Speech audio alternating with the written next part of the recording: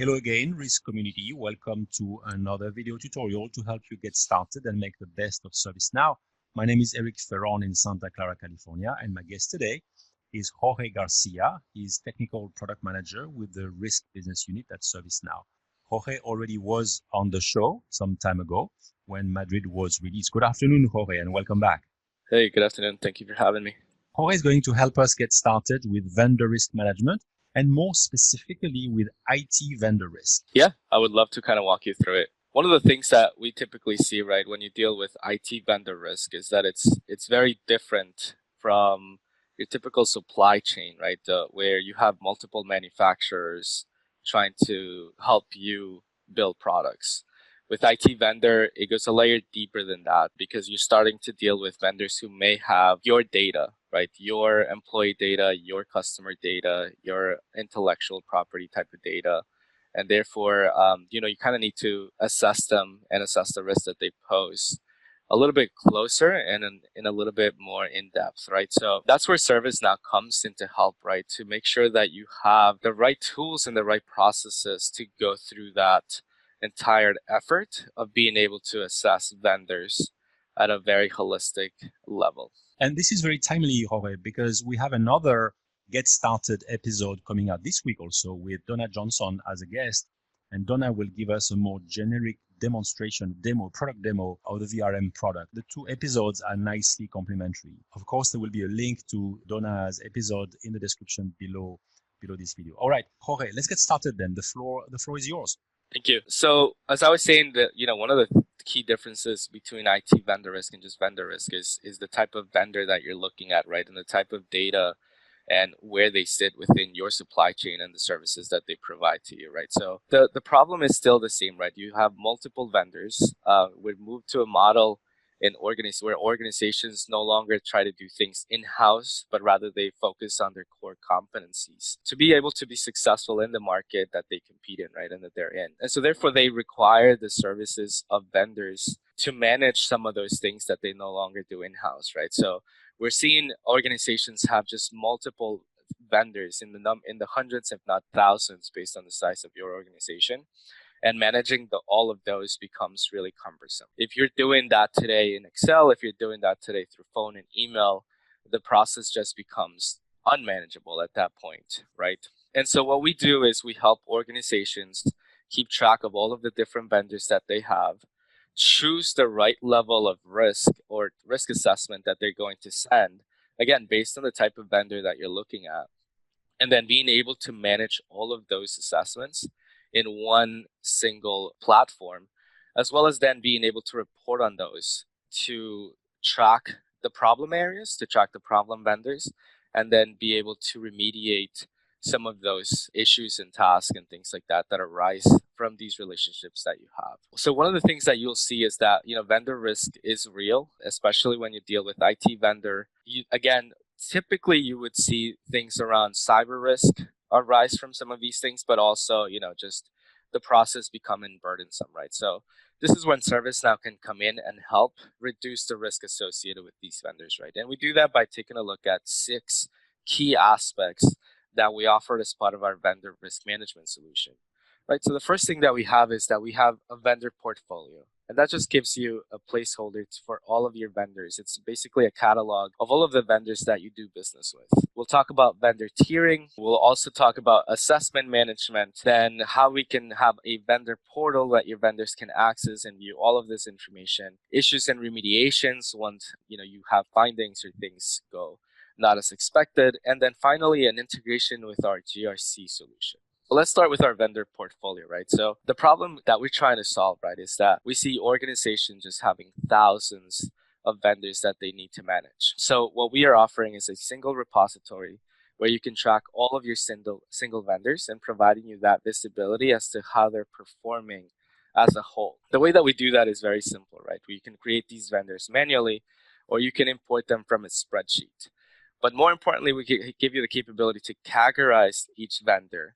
And as you go through these assessments, you also have a way that once you start going to procure new products and services, you can reference your vendor portfolio to instruct you and to kind of guide you based on a new product or service that you might procure for them and give you that visibility as to who you do business with and how they're performing. But also if you're looking to expand, or for a new product or service, you have that visibility with you here through the vendor portfolio. So the vendor portfolio gives you the holistic view of how the vendor is performing. And the 5 different things that we'll talk later will basically help you create your vendor portfolio and enrich it with data around risk, around vendor tiering, how they're performing in external systems. So let's start with vendor tiering. So with vendor tiering, what we're trying to accomplish is that we understand that not every vendor is the same.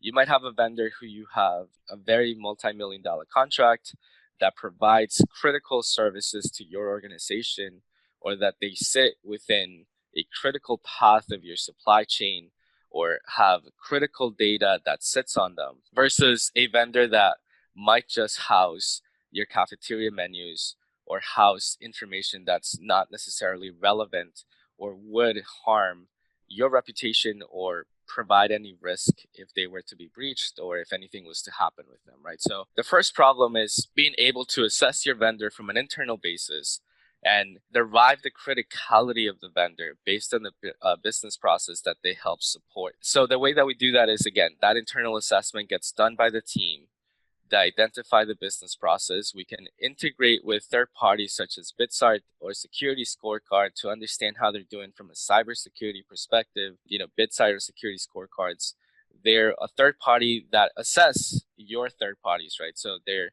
scores are objective and therefore it should not, have a say on how they're performing, right? But that internal assessment then allows you to choose the right assessment to send to your vendor, and therefore removing the burden of having to answer hundreds or thousands of questions from an assessment, right? So for example, if you're dealing with a vendor that has critical data, you might send an assessment specifically around access control to make sure that only the right folks have the right access. And if it's a vendor that just, sits and provides you with coffee, that's not going to be necessary, right? So sending the right questions to the right vendors at the right time, right, through this kind of vendor tiering process that helps you derive the criticality.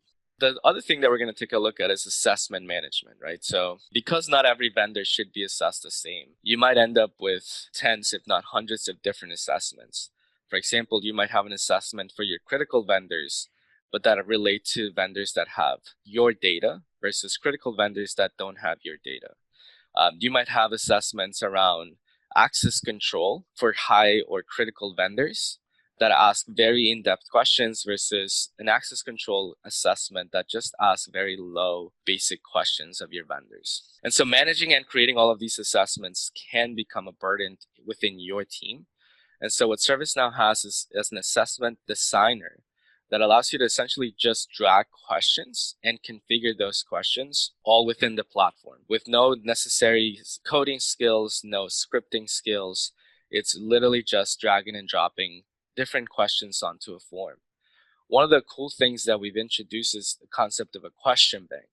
So that if you have, for example, a multi-factor authentication question that you leverage or that you might have to leverage across multiple assessments, the question gives you the ability to store that question and utilize it and leverage it across multiple assessments. That is very, very helpful as you start creating a lot of these assessments. But now that we've created our assessments, we can move on to sending these assessments to the vendors. We've created a custom interface for your vendors to come and answer all of these assessments. You remove all of the dependency of having to talk to them on the phone or having to email them back and forth through the use of the vendor portal. So again, it's a custom interface specifically for your vendors. So they have different capabilities around inviting stakeholders from within their organization, assigning assessments to different folks based on the type of assessment that they get sent. And one of the things that I think is really cool about the vendor portal is that also provides security, right? So that rather than giving these third-party vendors the keys to kind of the ServiceNow platform where you might have other sensible data, they just go to a different place. It's ease of use for your vendors and security and peace of mind for you. As the vendors start going through these assessments, you, as part of creating the assessment, have the capability to define incorrect questions, right? And you as the customer would also review the assessment back and then determine if the assessment has been completed successfully and start generating issues, tasks, and then how to remediate those things, right? So that's really where the next kind of phase sits in, as to you've created the assessment, you've sent the assessment, the vendor goes through the vendor portal, and now we want to take a look at issues and how to remediate those issues. The first thing, again, is we provide a single repository. So from an auditing perspective, it's great, right? You don't have to go after emails or spreadsheets or anything like that to provide that audit trail that the issue has been surfaced correctly and then has been remediating and responded to correctly. You have the ability to, like I said before, create issues on an automated basis based on some of those assessment responses. But then those issues can be generated from the customer perspective, sent to the vendor, and then the vendor go out into the vendor portal and have the capability to respond to those issues all within the vendor portal. You also have the capability to create tasks for them. If based on maybe on a text response, you realize that there's something else that they might need to answer, you can generate tasks for them. And again, all of these things can be accomplished by your vendor through the vendor portal. Finally, we have an integration with GRC, right? So we understand that the vendor risk management program should not be siloed from the rest of the business, right? There are connections between the risk that your vendor poses to your risk management program. There's also kind of a tie-in between certain policies and procedures and things that you just need to abide by, as your organization basically imposes it on you.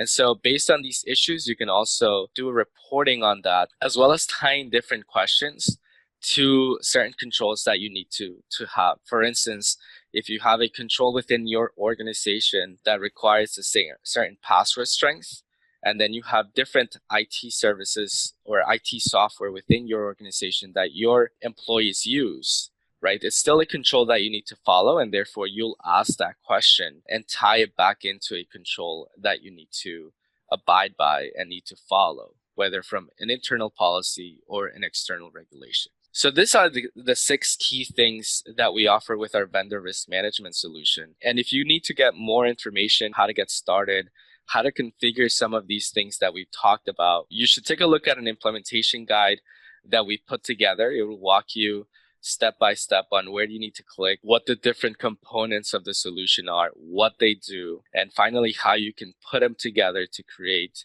a best practice around how to manage your vendors program. If you do need kind of that outside help, we'd recommend talking to a certified partner, professional services, whether with ServiceNow or from a partner. They have that expertise of the ServiceNow platform, but they might also have that expertise from a practitioner perspective to help you stand up a best practice program. And finally, we have VRM training within ServiceNow. If you are interested in doing it all on your own, we can learn things around the platform, right? Specific to the platform, as well as specific to VRM and how it sits on top of the platform, and how you can start configuring some of these 6 key aspects that we talked about for your program to be successful.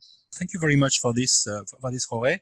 And again, reminder to everyone that in the next few days, we're also going to have a video tutorial coming out done by one of our other specialists, Donna Johnson, on VRM, sort of more hands-on inside the product, how to get started with the actual ServiceNow product. 2 more reminders before we close. Of course, this slide that you just saw will be available in PDF format in the community. Jorge and other ServiceNow specialists are waiting for your questions in the GRC community forum. That concludes our episode for today. Again, Jorge, thank you very much for your time. And until next time, goodbye.